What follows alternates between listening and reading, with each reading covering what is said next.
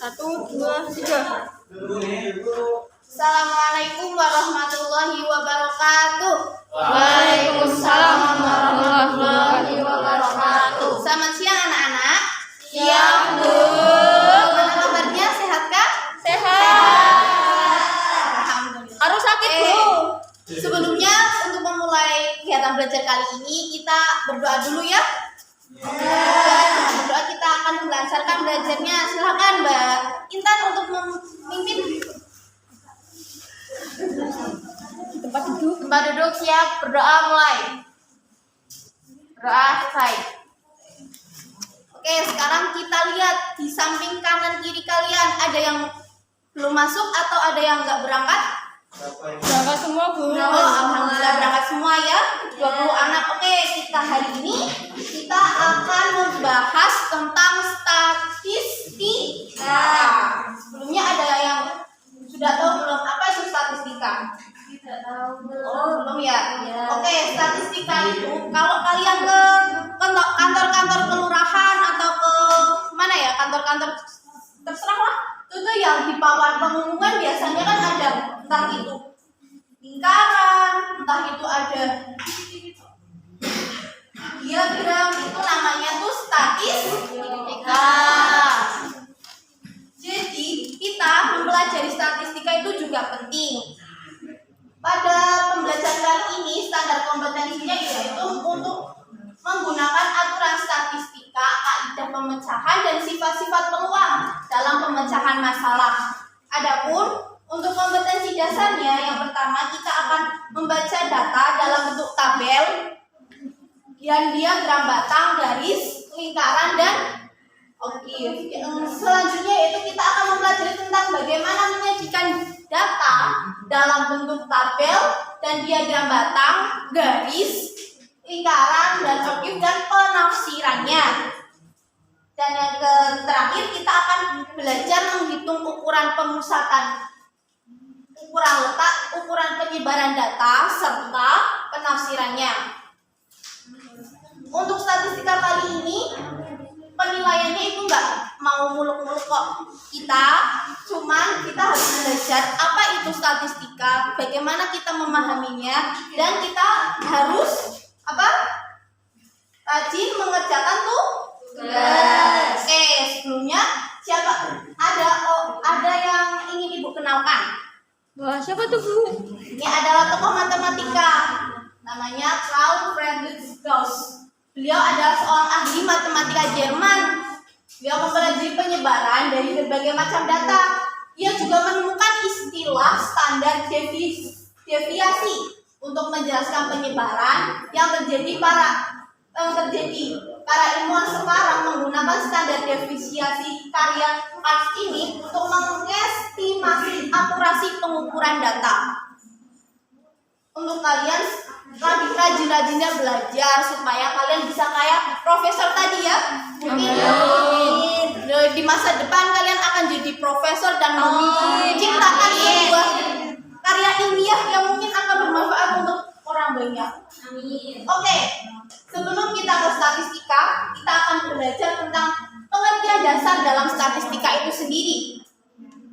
Ada apa saja sih? Yang pertama ada sampel dan populasi. Yang kedua ada datum dan data.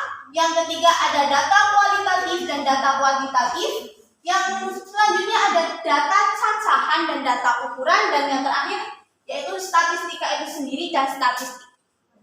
Oke, yang pertama, apa sih itu sampel dan populasi? Ada yang sudah tahu? Belum ya? Tadi malam belajar belum? Belum. Gimana dong kita belajar? Yang pertama adalah populasi. Populasi ini sendiri adalah seluruh objek yang akan diteliti. Sedangkan sebagian dari populasi itu sendiri yang benar-benar diamati disebut sampel. Berarti sampel populasi itu keseluruhan dari sampel. Berarti sampel itu cuma sedikitnya bagian dari populasi. Oke, kita lanjut ke contoh.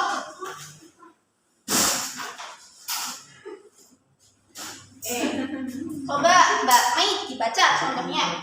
Contoh, dari sebuah kecamatan yang banyak desa ini, mana yang populasi dan sampel? Oke, ada yang tahu mana yang populasi, mana yang sampel?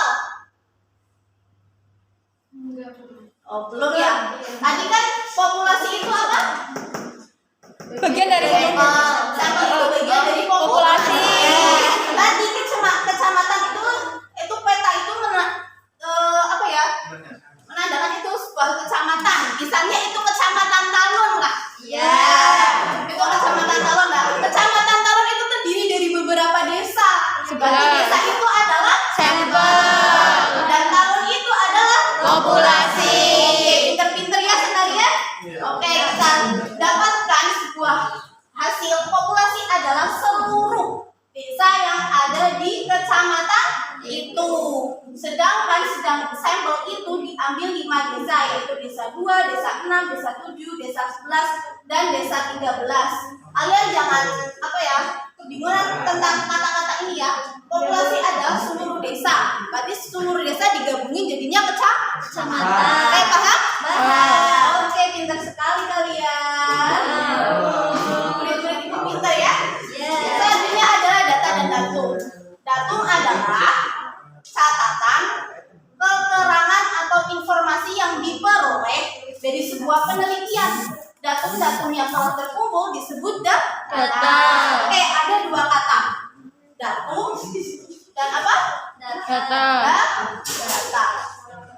Datum dan data. Oke, kita ke contohnya saja biar mudah dipahami. Oke, ada sebuah data. Dalam sebuah data berikut terdapat bilangan-bilangan. Ada luas 2400, 2200, 2700, 2400, dan lainnya itu termasuk dalam data. Datum itu adalah bagian dari data atau isi dari data. Oke, paham? Paham. Selanjutnya ada data kualitatif dan data kuantitatif. Coba, Mbak. Siapa ya? Siapa yang mau bacain? Aku. Oke, silakan. Data kualitatif adalah data yang menunjukkan sifat atau keadaan objek. Kemudian yang kedua, data kuantitatif adalah data yang menunjukkan jumlah ukuran objek dan disajikan dalam bentuk bilangan-bilangan. Oke, itu adalah pengertian dari data kualitatif dan data kuantitatif. Secara sederhana, data kualitatif itu data yang menunjukkan sifat atau keadaan objek itu sendiri. Sedangkan kuantitatif adalah data yang harus kita ukur jumlahnya atau banyaknya gitu ya. Oke, selanjutnya ada data cacahan dan data ukuran. Perbedaannya tuh sangat simpel. Kalau cacahan itu data yang diperoleh dengan cara mencacah atau membilang atau menghitung banyaknya objek. Misalnya buahnya ada berapa, terus murid kelas kita ada berapa, yang nggak berangkat berapa. Sedangkan data ukuran adalah data yang diperoleh dengan cara mengukur besarnya objek. Misalnya tinggi sebuah gedung, terus tinggi sebuah gunung, dan lain sebagainya. Oke, kita lanjut. Ada statistika dan statistik. Oke, kita ke intinya. Tadi kan kita akan membahas statistika dan statistik. Oke, statistika itu adalah sebuah cabang ilmu dari matematika yang mempelajari cara-cara yang pertama adalah mengumpulkan, menyusun data, mengelola dan menganalisis data, serta menyajikan data dalam bentuk kurva atau diagram. Bu, kenapa sih kita membahas tentang data?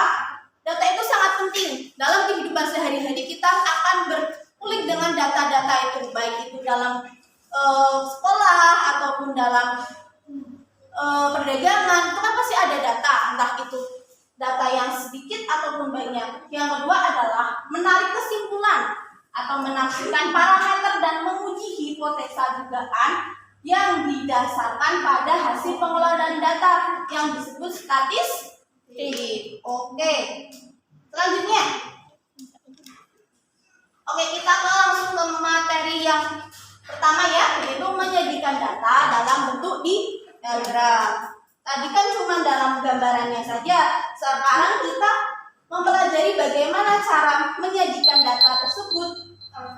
Yang pertama ada diagram garis. Diagram garis itu penyajian data yang menggunakan diagram berbentuk diagram garis lurus atau diagram garis. Tuh lihat ada garis-garisnya, itu namanya diagram garis. Selanjutnya ada data diagram batang. Diagram batang itu bentuknya seperti batang-batang tuh ada balok-baloknya. Itu namanya diagram batang. Oke, selanjutnya ada diagram lingkaran. Diagram lingkaran itu sangat mudah untuk menentukannya, yaitu kita ada lingkaran yang kita gunakan. Tuh, ada lingkaran. Lingkaran ini terdiri dari 100%.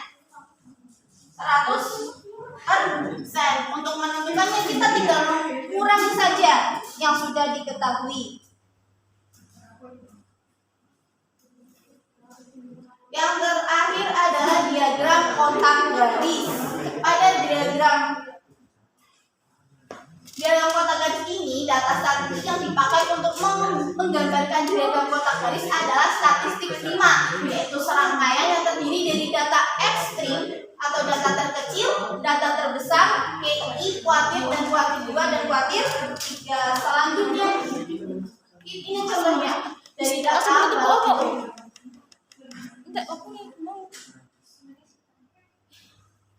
Oke, kalian bisa dibaca ya data nilai tes matematika 20 siswa. Di sini kita bisa menentukan median. Median itu adalah nilai tengah.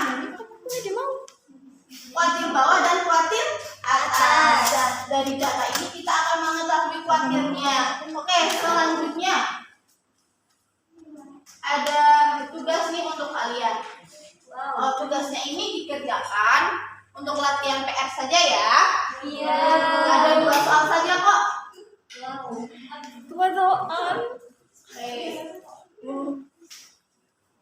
Intinya dalam pertemuan kali ini kita harus belajar dan belajar. Tadi kan datanya tuh ada dalam diagram itu ada data apa saja?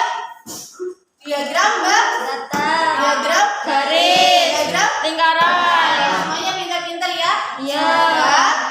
Pembelajaran kali ini bermanfaat untuk kita. Untuk menutup kegiatan belajar kali ini, mari kita tutup dengan doa bersama-sama. Alhamdulillah. Terima kasih ya. Dari Ibu sekian dan terima kasih. Wassalamualaikum warahmatullahi wabarakatuh. Waalaikumsalam warahmatullahi wabarakatuh.